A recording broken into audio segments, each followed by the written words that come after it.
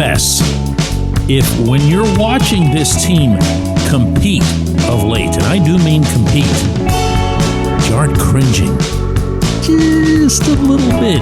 Good morning to you. Good Tuesday morning. I'm Dejan Kovacevic of DK Pittsburgh Sports. This is Daily Shot of Pirates. It comes your way bright and early every weekday. If you're into football and or hockey, I also offer daily shots of Steelers and Penguins in the same place that you found this. The Pirates open up a 3-game set with the Astros tonight at PNC Park. Paul Skeens on the mound.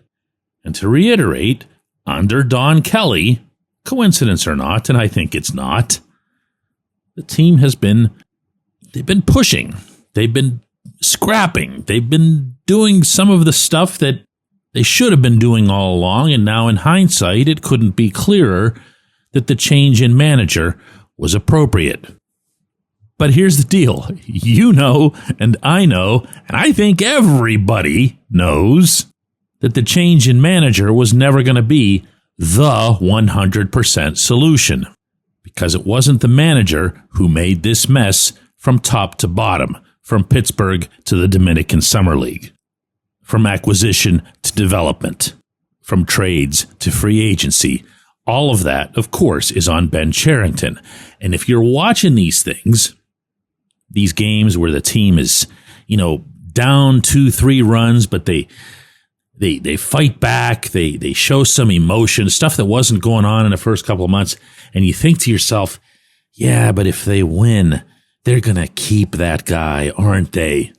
Or wait, worse yet, they're going to keep that guy and they're going to let him make the next big trade or some other significant decision, and nobody's going to benefit from that. Nobody's going to benefit from Cherington being the guy that's shuffling around pieces for a future that he's not going to be part of.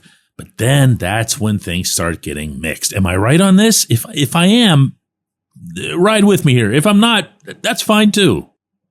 Because it's a legitimately scary thing. And you would think that, especially since it's Bob Nutting's call to keep this GM on, that he'd recall his own highly specific history with this highly specific situation. See, if you go back to 2007, this was Nutting's first year as controlling owner, and he inherited Dave Littlefield as a GM.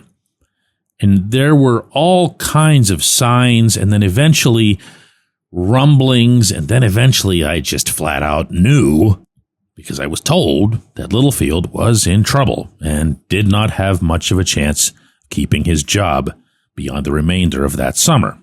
But Littlefield did keep his job through the season. Almost. See, Littlefield was still allowed to do his job that season, and that turned out to be a massive mistake unto itself. Littlefield acquired Matt Morris, who had absolutely nothing left in what had once been a terrific and productive arm, and he was acquired at an obscene price, $11 million a year for that year and the next year, in exchange for Rajai Davis, who'd go on to have himself a nice little big league career. This was a deal with the Giants, for those of you who don't go that far back. If you do go that far back, you don't need me to tell you how it went. Morris wouldn't even make it through a month of the following season. Kind of a sad sight as it related to him. But the deal was so abominable that not only was Littlefield fired, but Nutting then committed with his next management team to install for the first time a team president who would be able to oversee, well, pretty much that. So he brought in Frank Coonelly. He established what he felt was a checks and balances system to prevent another Matt Morris trade. There's been one of those ever since, meaning Coonelly was replaced in turn by Travis Williams.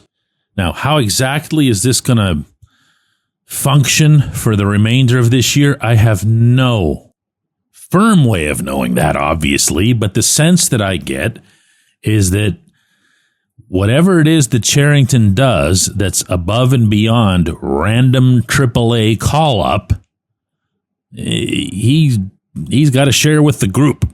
He's not going to be permitted to just pull the trigger. Now, I say that, and I'm sure to some that's going to sound extraordinary. Like, how can that happen? The truth is, this is how things go pretty much everywhere, even with the most established and safe and secure GMs. So it's not really all that different. Speaking in the broadest possible sense here, if you're a GM and you have something to do that's going to generate a headline of some, meaningful font size the next day, you don't want to blindside your bosses. In this city, that applies to Omar Khan. In this city, that applies to Kyle Dubas. And in this city, it's going to continue to apply to Cherington. The difference is, and again, this is based on my sense, there might be a better than usual chance of him hearing no. Let me give you a total hypothetical here. And this is absolutely not anything that I've heard or I'm reporting or whatever. This is just totally out of thin air. Let's say that the healthiest possible move for this franchise moving forward is to trade young pitching for young hitting. The Pirates appear to have young pitching in some abundance, whereas almost nobody can hit at any level. So if I'm Cherington and I go to Nutting and Williams and I say, hey, listen, I think I can get so-and-so superstar, mega, ultra young bat from whoever. Let's just say it's the Rays. And I can get this prospect 1-for-1 for Bubba Chandler. You letting him make that move? See, that's what I'm talking about. When we come back, J1Q.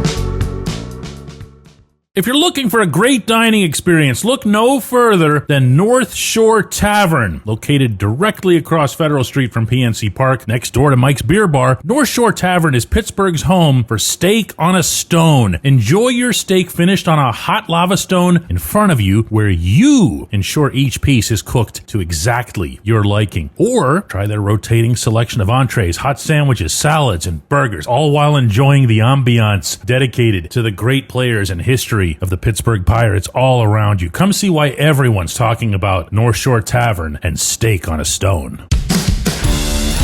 It's Gun Storage Check Week. Help prevent unwanted access to your firearms. No one wants their unsecured gun to be used in an accident, a suicide, or a crime. Use lockboxes, safes, and locks to secure your firearms. Learn more at gunstoragecheck.org. That's gunstoragecheck.org. Brought to you by NSSF, the Firearm Industry Trade Association.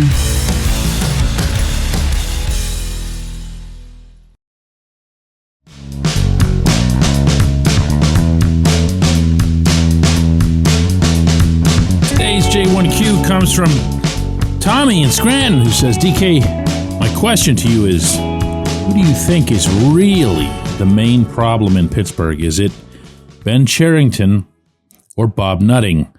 I do not see how Cherington could make moves in the market if Nutting isn't giving him any money to spend on good talent. I mean, Cherington did win a World Series in Boston. I'm sorry, I'll keep reading. Does this sound accurate, or do you think Cherington is the problem because he is not competitive?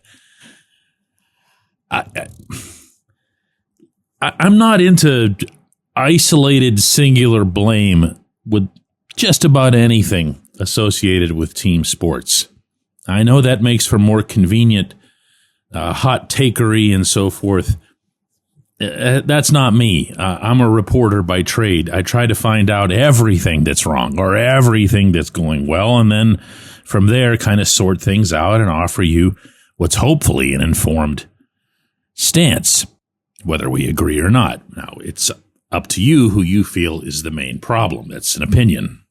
But I will suggest here that if you spent even a little bit of time just looking at Cherington's own performance as it relates to trades and other acquisitions, free agents, draft picks, the maturation or lack thereof development in the minor league system, the number of players in year 6 of his front office in the current Pittsburgh lineup who can hit and who, not coincidentally, are not his players, but players that he inherited from either of his two predecessors at the GM post.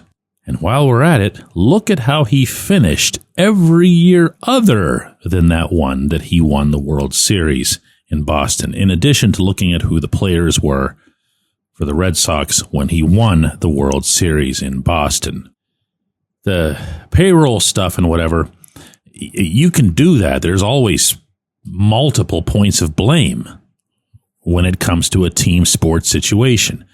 The payroll isn't high enough. The owner hasn't been good enough at hiring people. The owner hasn't been good enough at creating a culture of accountability.